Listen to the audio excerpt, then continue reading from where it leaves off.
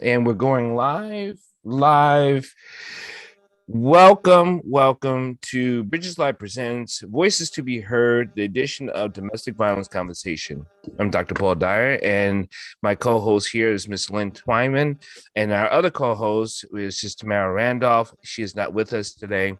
She will be with us November 2nd. We'll have our next show. Remember, November 2nd, 7 p.m., we'll have our next show, and she will be here. She's a busy woman. All these women who come on my show, they're tremendous people. They're tremendous. They're spectacular, but more or less, they serve. They serve their community. They serve a purpose. They serve for passion, and things get pulled in so many directions for people who are serving others. And I always state this before: we need more people. We need more human spirits to serve others and not themselves. But with that being said, Lynn, introduce yourself to the rest of the people, and we'll get right into Voices to Be Heard. All right. Well, greetings, everyone. I'm Lynn Twyman. I am the founder of a program called LASERS, which stands for Leaving Abuse, Supporting Everyone, Restoring Survivors. And our motto is targeting domestic violence holistically. So, LASERS is a domestic violence prevention education program that infuses the aspects of trauma and healing and accountability for victims and abusers alike. And I'm also a survivor of domestic abuse, childhood and intimate partner abuse. And I have actually gone to the place in my life where I am pleased to tell my story, knowing that it's going to help free someone else. As we get into relationships, I mean, this all has to do with relationships. Our relationship with ourselves, our relationship with people. I bet the conversation comes up. I know it does for men that they don't talk about it. The violence you survived through, should that be brought up? Can it be brought up on the first date?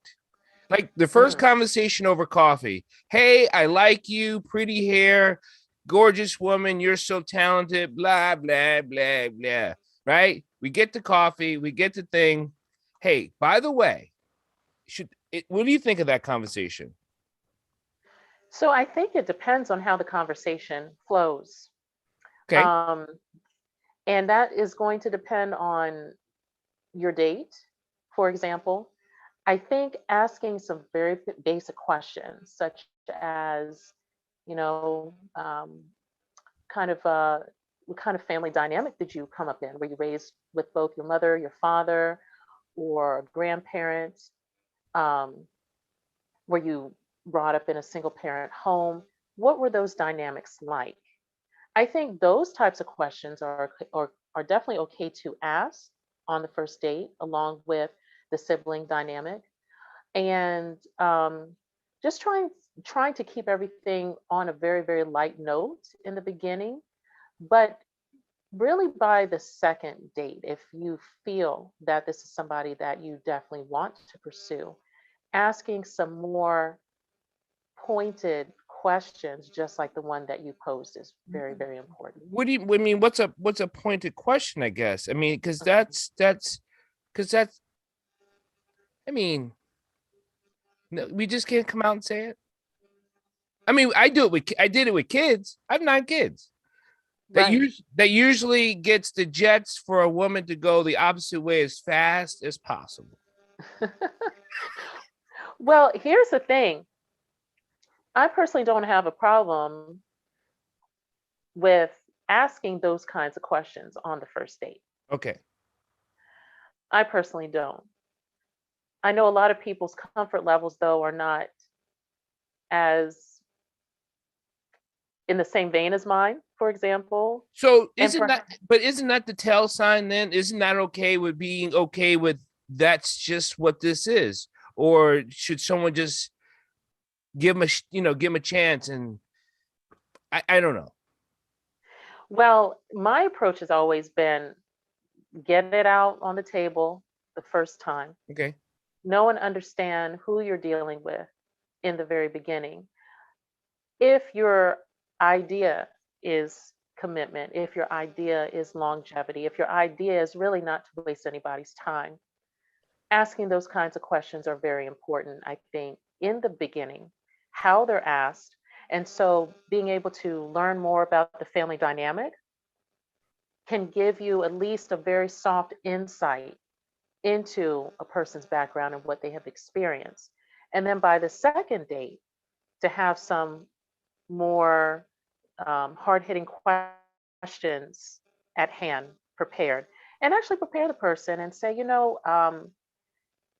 I'm, for example, if the intention is to look for a relationship that's committed and long term, to say, hey, listen, I really like you. Um, would like to find out if you see the potential in us being long term, and if so, there's a few things that I want to ask you. I don't know. I kind of think before even asking, is there what do you see? Because the answer is yes. I mean, it's always going to be yes. I mean, with that question, it's going to be yes. Because I don't want to not say yes if this is a great thing I want to be involved in. Mm-hmm. So if I just say, hey, let me tell you the short story, we can get into particulars later, but I'm a domestic survivor.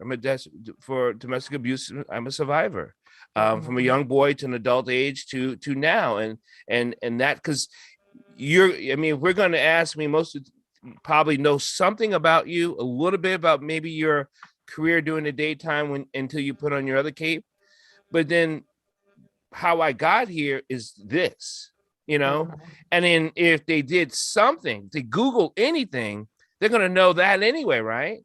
Yeah, this is true. Because you put it out there. It's not like Right. it's, so it's all over your laser webpage. Right. So if with that being said, why wouldn't we ask right away? So in the case where, and I was speaking from the perspective of your average person Okay. who, okay, Yeah. so trying to meet the needs of the audience listening to this. Yeah. So everyone doesn't have a webpage talking about their domestic issue, right? Their domestic violence issue. You're right about that. Right. So Right. Not everybody has that. so instead of giving the particulars, can we say we would say if we were a breast cancer survivor, wouldn't that, or a cancer survivor? I'm a prostate cancer survivor. I just want you to know that. I mean, that's something that is that's a life's journey. I mean, Right. Absolutely. And the thing is, when we talk about relationships and what we've experienced in the past, domestic abuse, it is important to put things like that just out on the table, to let people know, hey, listen, this is my experience. Because we have to get to the point where we're not ashamed to talk about the issue.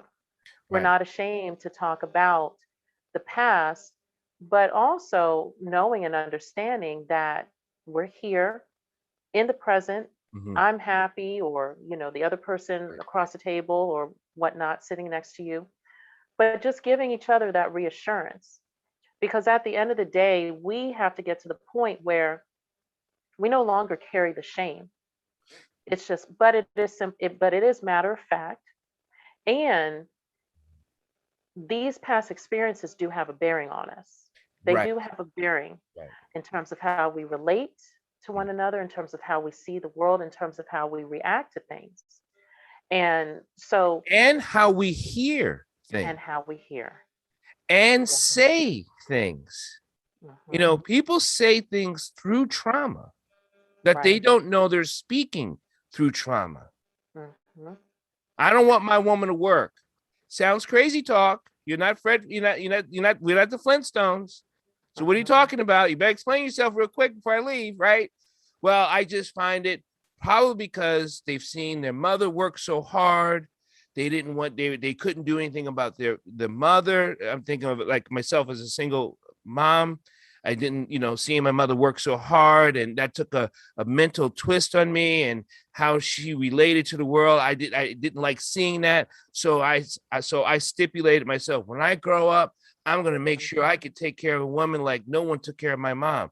So that plays that message over and over. So then when I find my partner, I get adamant about, I don't think I want you to work. And if they don't understand where they came from, that recorded tape that they got to that place, then they're speaking not because it's a kind thing to do or some type of heroic thing to do, but they're talking from their own past experience and trauma. Yes. And those things are the reason why it is important to have context, right? Yeah. So on the first date, yes, like myself, you, Dr. Paul, we're kind of like the exception, right? Because our work is out there. We talk about our past experiences. We share with our community. This is how we help other people reconcile and to help heal that inner child, right? Right. But for your average person that doesn't have like a public profile and is adamant about their past experiences and what they've dealt with, I would say, like, initially when you're meeting a person, get to understand what the basic family dynamic is, right? You might want to limit the date, to maybe a good hour. Just, meet and greet. Hey, nice to meet you. Okay, we got some energy going here. This is wonderful. Then by the follow-up date, okay, we know that there's a connection. I definitely want to see you again. Now I want to have the opportunity in a safe space, to kind of go into a little bit more with you. I want to find out more about you so that I can understand more about your experiences. Like you said, how you see the world, how you hear the world, how you experience the world. And I think that that's a great approach because now we're setting the stage to create, and you and people listening, you can say this: I'm creating a safe space. Right. I want to create a safe space because so many of us have been through things, Mm-hmm. and it would be, very naive of me or very careless to believe that here you are, this perfect looking person, and you haven't been through anything. That's just absolutely absurd, right? That you don't have any trauma associated with you. And to your point, it's important that we do allow each other the safe space to be able to talk about past experiences because it does help us. And I love what you said. It helps us to understand how we hear, how we take in information, how we're translating it. You mentioned something called the inner child, and it kind of brings me to a process of understanding that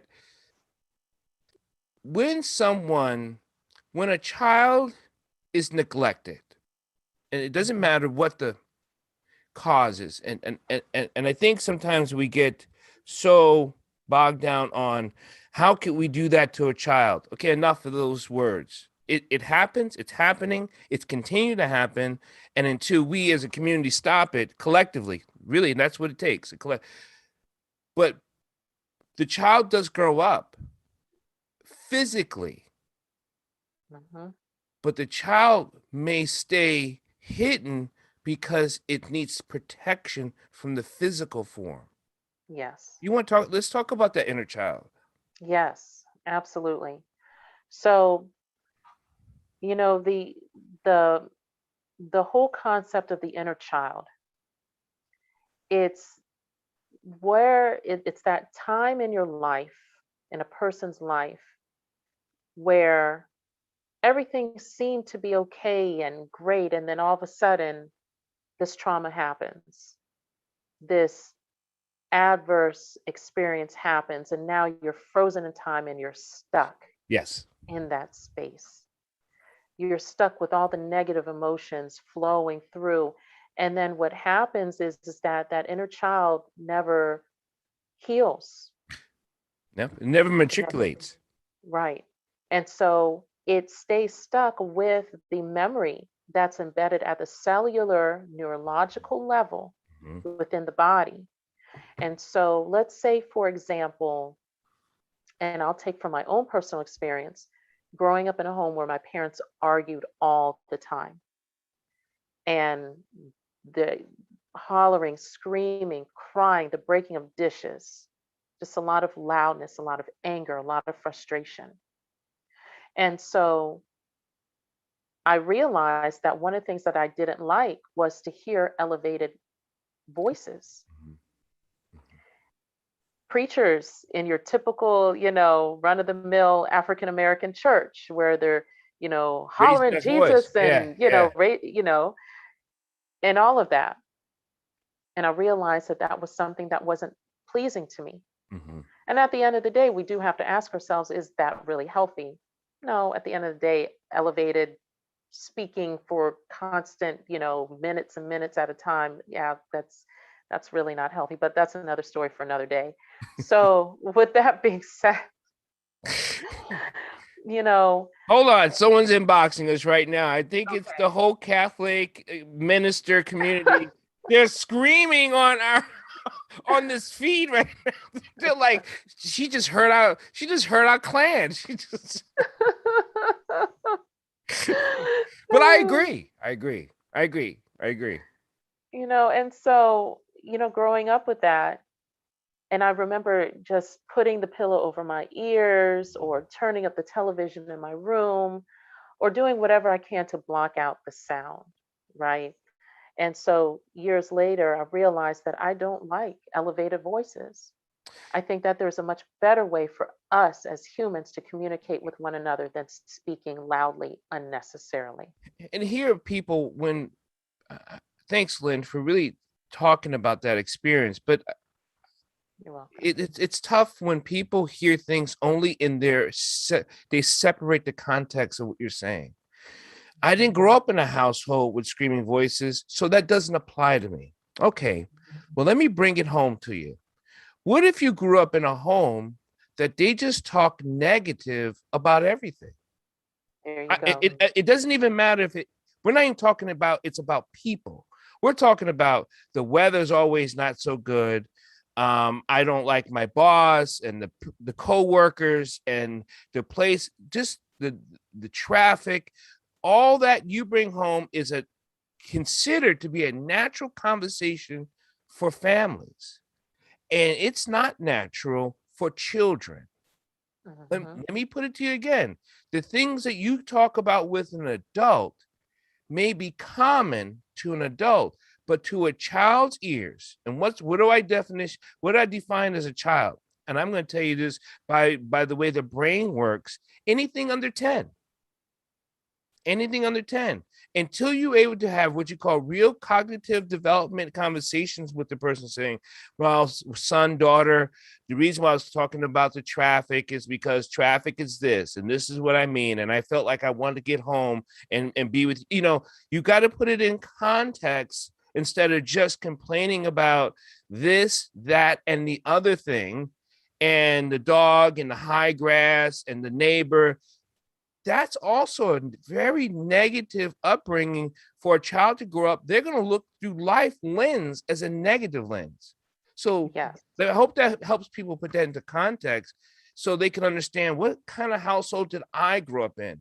And ask yourself the question, not did it affect me? Because I'm already telling you it did. Ask yourself, how did it affect you? That's all I'm saying. Right. And that's a really, really good example because a lot of times we think about the most horrendous things, right? Right. We do think about arguing, fighting, physical fighting, all different levels of physical abuse, including sexual. And then, yet, for those that say, well, none of that happened to me. But to your point, was there a lot of negative talk around you? Did anybody in your home have anything good to say about anybody? You as a child, for example, if all a child hears is all the bad things that they do, Mm-hmm. then they grow up with a feeling of, I can't do anything right. Right. So, somewhere in the midst of talking about how terrible the weather is, or we don't like our boss, or whatever, how much as adults now, no matter what age we are we speaking positively And I'm going to put it, right at home, not only around our children or our loved ones, but how much positivity are we pouring into ourselves? Yeah. Yeah. Because at Because, the end of the day, that's where it starts. and that's also abuse. And that when we talk about domestic violence or domestic abuse, we're talking about self-domestic abuse. We start out creating self-abuse and then allow the others to continue. And I think that's something that we talk about too. But that kind of goes back to that inner child, understanding who you are as that child and what you've developed into. Hmm. Absolutely. And so we carry all of these predispositions with us Mm, into adulthood. Okay. So let's break down a few things. When we talk about domestic abuse, it's not just physical abuse. right. That's an easy one to go to talk about, okay, well, I saw my mother and my father beat on so and so or beat on each other. So this is one of the reasons why, I fight now Mm-hmm, because this is what I've seen. mm-hmm. But it could be the flip side to that. This is the reason why I won't stand up for myself either, Right. because you have fight, flight, or freeze. Mm-hmm. Those are the three different modes we often go into when we have experienced trauma that is unresolved. And so some people fight, some people they just run away from the problem instead of trying to find a solution, and some people just don't do anything at all. They just clam up. I And talked to a woman once. We were on a show, and remember, this is Voice to Be Heard. And she was talking about the domestic abuse that she grew up with, but didn't know it manifested to when she met her husband. And it was this had went on for 15 years. Okay. He this is how it started out. I mean, she didn't realize it was abuse until she realized how many things she couldn't do. But he would always go with her shopping. That's nice. He would always mhm, open the door for her. Well, that's gentlemanlike. He would make sure that all the bills were taken care of. There you go. A man's taking care of me. He's on time. What is it? He's no scrub. I think there was a TLC, right? And then right. did I just tell him my age? So he goes to all the events with her, and he likes to buy her nice clothes and lay out clothes for her and take her to events and make sure that she's got nice jewelry. But this continued on for years. So there were small things like, I'm getting ready to go out with my friends. Well, why do you need to go with them? Can I come? So Mhm, now there's no separation. mhm. It's that little small nuances of control that she didn't pick out until things got like, I really just want to go wherever. And he was like, I don't like that. And it was shocking to her. But all this time, she says she never realized he was controlling her in a nice way, you know? Yes. And couples, people have to have time apart, Mm, whether it's a few hours or maybe a weekend trip with another family member, or some close friends that are not going to get you in any trouble, right? But right, just right. responsible, fun outings. Those things are healthy. They're important because before two people come together, they were individuals. And so there's still a level of individuality that doesn't cause injury to the relationship that is still necessary. For example, I enjoy meditation. I need time to meditate. I need time to enjoy the things that I enjoy, whether it's reading books or listening to my own music, whatever the case is. And then going back to the example, though, there's a reason why that man felt the need to have so much control over his wife's Mhm, life. mhm, mhm. That is, for example, an individual whose inner child Right. hadn't been healed. And also for the woman, she didn't think it was that big a deal because thinking of a child when maybe her parents didn't allow for her to develop as an independent person. You Mhm. know, where are you going? I don't remember the neighborhood or the environment she grew up in, but so, protective, caring, protective. Like don't play in the street too. I have to come with you. So all that seemed naturally caring when an adult did it to an adult, because she had it done to her as a child. So again, those dynamics of that child comes out into your persona as an adult, from the inner child to the adult. And also, too, thinking about the lack of example Hmm. in a parental figure. Hmm. So, whether your mother or father was present and neglectful, or whether they were just totally absent, all of these things contribute to the struggles that we have as adults Hmm. when we don't have healthy examples. Hmm. So, again, you can have a parent present in the home, but they're neglectful. So then that neglectful example and that neglect you feel, Hmm. the inner child is always looking Yeah. for some type of comfort. Yes. So you go into your adulthood and it can manifest in different ways. It could be different levels of addiction, whether it's pornography or substance misuse or overeating or undereating, whatever the case Right. is, or addiction to having everything so perfect. Like you Right. have to have everything perfect because you want to be in control, Yep. because Yep. the inner child Didn't felt have it. like didn't have it. Right. Their environment wasn't in control. And so over the years, what I've had to learn is, my parents didn't have all the tools that they needed to have a healthy relationship with themselves, let alone each other, and then to display that to me. And so over the years, I learned how to get those tools, and I learned how to apply those tools, like listening to programs like what we're doing today, Hmm.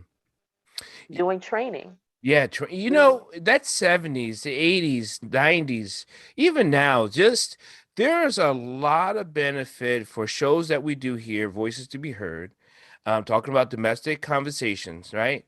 And that's domestic violence conversations, because there's a difference between always talking about abuse. We're talking about domestic violence conversations, and how it manifests in different ways. I just only remember one book that parents had was to raise a child, and that was like Dr. Spock. That was an old book that parents had, and Mhm. I've read the book. It's it's small, it's minimal. It seems common sense now, but there wasn't a lot of conversations on how to raise a healthy child. It was to raise a child to survive, and that was what was seemed to be so hammered on. I know in my black family and my mom, the swan song was "Don't let it beat you down. You gotta rise and move forward." So it was this push to make sure that you're not ever beaten. It's almost like anti-slavery talk. Don't be beaten. You know what I mean? Beaten by what? Mhm. Don't let them beat you. Who's them? No, no. Right, right. This imaginary, it's, this imaginary entity that at the end of the day, what are the tangibles? What does this look like, right? Is this a person that um bullies you? For example, if you're saying, don't let them beat you down, you know, for like we go into the workplace and we don't ever expect to have maybe a supervisor or other coworkers sabotage us. But then when we get into the situation, it's like, okay, something's wrong here, but I can't put my finger on it. Right. But I know that there's something wrong. And so this is what happens when we become grown adults. The When our African in American sixth sense. right, Yeah. I know when something's wrong, but I can't. can't put my finger on it. And so when the inner child isn't healed, and Yo. Mm, whether it's physical yeah, abuse, yeah. sexual abuse, verbal abuse, emotional abuse, financial abuse. Living in poverty is something that so many of us have had to struggle with too. The feeling of being less than. Mm-hmm. So then we overcompensate as adults and we spend way too much money. We don't manage our money well, or Or become a um, miser and spend very little. or spend very little. Right. And so understanding and knowing, back to your first question of the evening, which is you know, how soon do you talk about being a survivor? Um, we have to get to the point where we acknowledge that we are survivors. Thank you. Yeah. We are survivors. We're survivors of Mm-hmm. uh, historical domesticated abuse, Mm-hmm. systematic domesticated abuse, and then for many of us, abuse within our homes. Right. And being a survivor is not a bad thing because actually it's like joining the club. Yeah. The problem is yeah, we got to remove the stigma and the taboo. Because if people are going to be in relationships, no matter Right. what level of relationship, intimate, Right. friendship, colleagues, Mm-hmm. okay, business, and people are interacting on a day-to-day uh, level, they're leaning on one another to get the job done. They're leaning on one another to have a well-running household, that's loving and nurturing, or a romantic relationship that develops over time. Right. Understanding the background and those certain levels of detail are important. That way, coming into the conversation or interacting with the other person, I can now hear you differently. Yes. I can see you Yeah. differently. I can treat you with compassion and understanding and empathy because now I understand when you say, I don't like something. Right. I can, Yeah, we don't have to look in and say, "What you talking about, Willis?" right, what you talking about? like what you Right, talking about? Like, what do you mean you don't right, like this? Right? Get all in a, how, and because it happens like that. right, Yeah. exactly. Yeah. Yeah. And so, women, I think, talking about the dynamic between men and women too, in terms of the inner child and in terms of how we're assimilated in society culturally. So women are taught to really open up, and we are we historically have been given spaces to cry, Mm-hmm. right? It's expected that we will do that. Men, on the other hand, often are not seen in the same light and are not given the space to cry. Matter of And fact, I so, think they're giving the opposite. They're giving what I mean by the opposite space. They're giving such a narrow view that if you do, then you consider yourself not capable of dot dot dot. right, You know what I and mean? that you're Yeah. right, and that you're weak. But the truth of the matter is, one of the reasons why women are so resilient is because we allow ourselves that space to emotionally release, Mm-hmm. which gives us the strength and the ability to reset and to take on a new leash on life, or to tackle the issue again, or to even tackle it differently. Because now what we've done on a physical level is we've moved the energy up and out. Out. That's the reason why we cry, is a reason why tears flow from here. Mm-hmm. If you've got, and I don't want to gross anybody Go out, but ahead, go. if you're pissing on yourself, Right. that means you're getting ready to pass out. That's right. Okay. But if you're crying, this means now that you're releasing and you're becoming more aware. You're not passing out. You're becoming more aware. Your senses are being heightened. But if you're pissing on yourself, you're getting Yeah. ready to fall out. Yeah, you're Okay. done. Matter of You're fact, done. you're probably already done. You're falling over because it happens. Right. Yeah. Yep. And for anybody that's might be confused about what I just said, I'm not talking about incontinence. What I'm Right. talking about is fear. Yes. You get so fearful that literally you piss on yourself and you Yeah. pass out. The body Okay. This releases happens. because it has to. It Right. has to. Yeah. So your body is going to release one of two ways. Okay.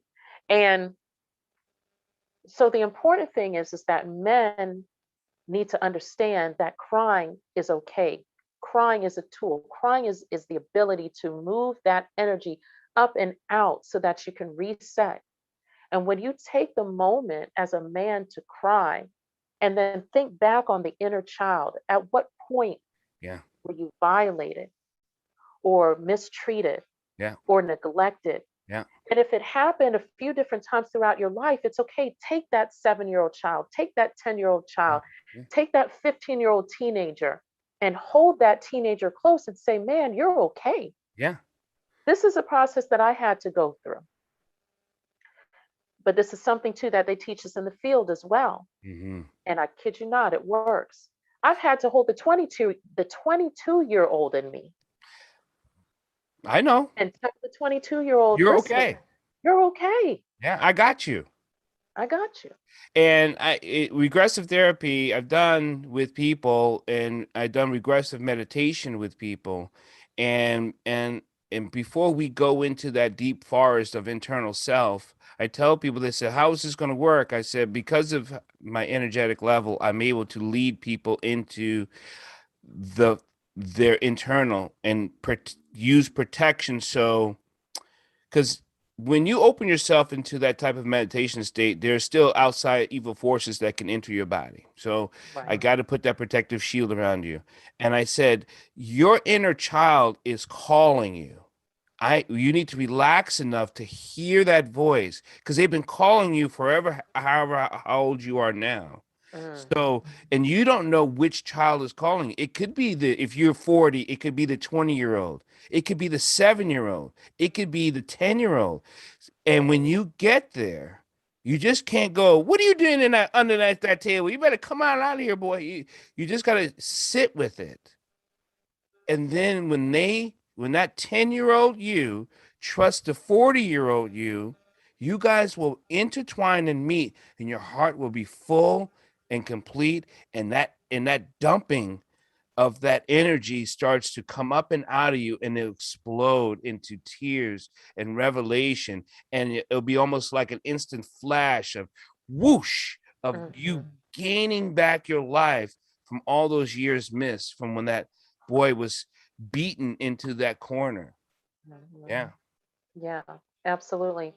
And we have to get to the point, no matter what our career is, how much money we're making, how little money we're making, whatever the case is, whatever our dynamic is, Mm, to address that inner child, because too many of us have just been operating on close to E.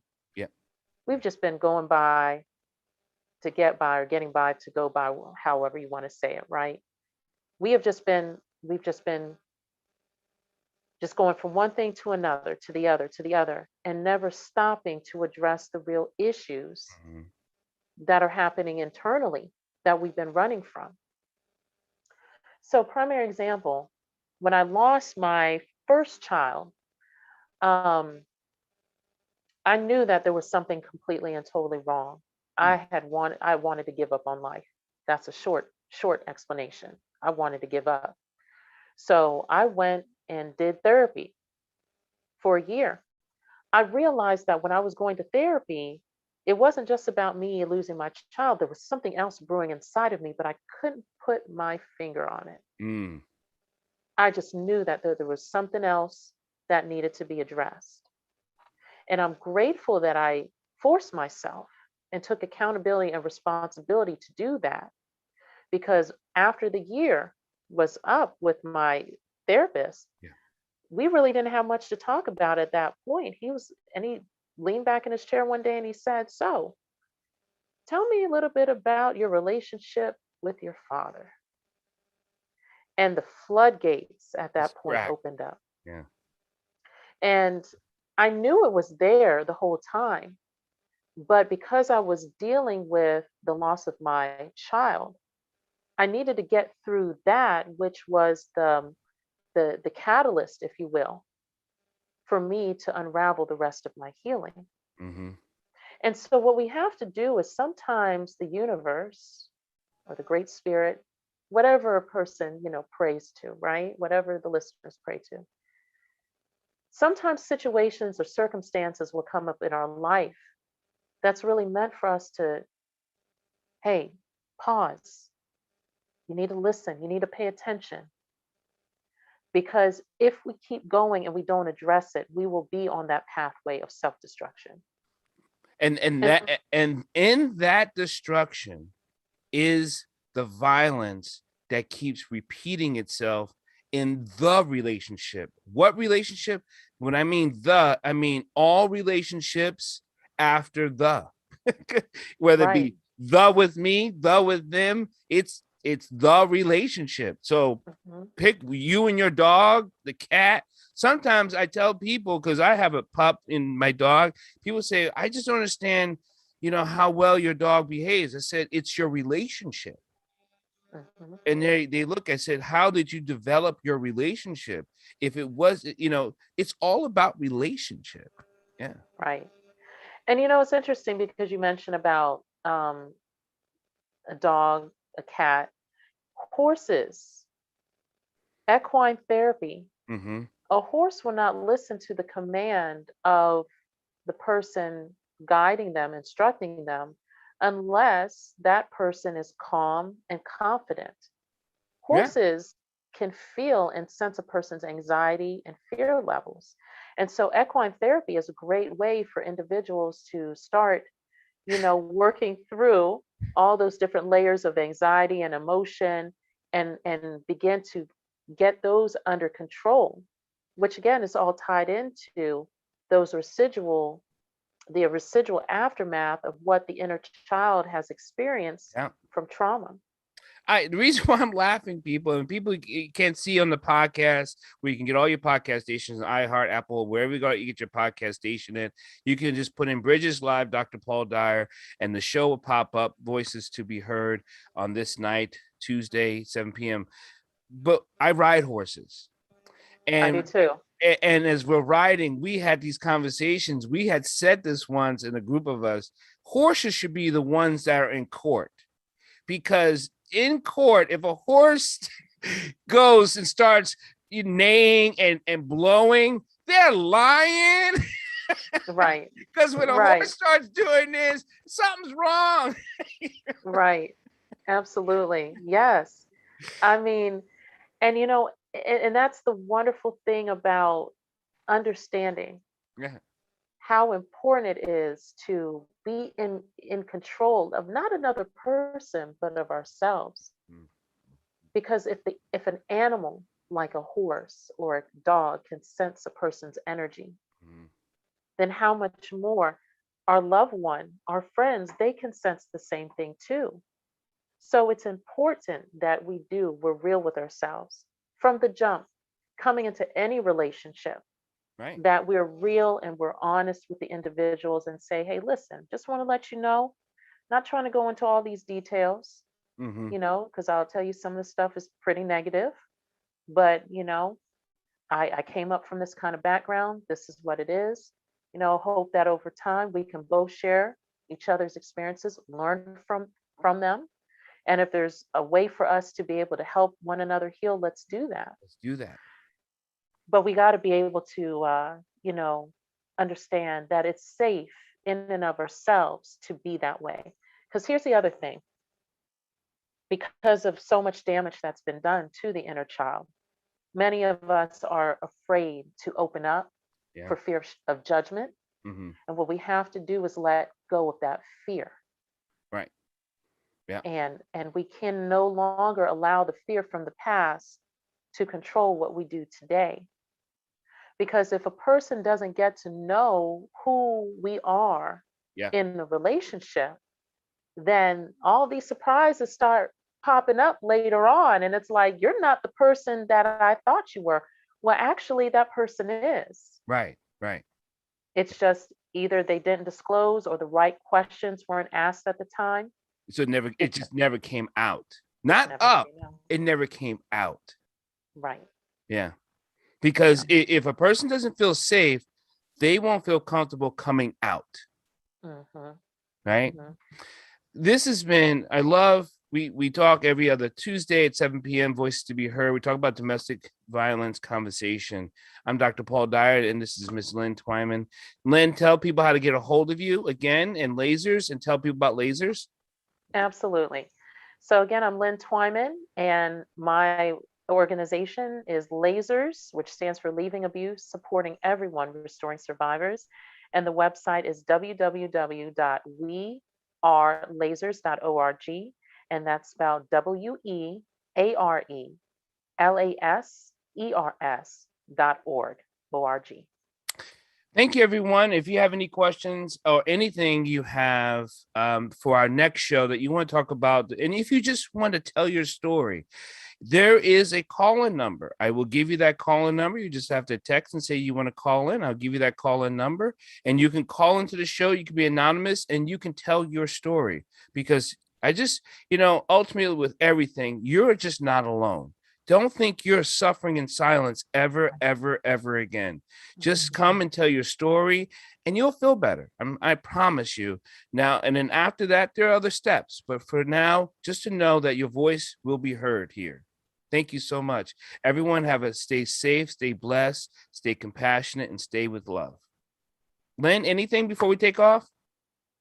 Well, I just appreciate you, Dr. Paul, for everything that you do. Thank you for taking on the issue of talking about domestic violence, especially during the month of October, Right. which is Domestic Violence Prevention Awareness Month. And I meant to tell you, I enjoy your background as well. Love the background. Thank you. Thank you. You guys have a blessed evening.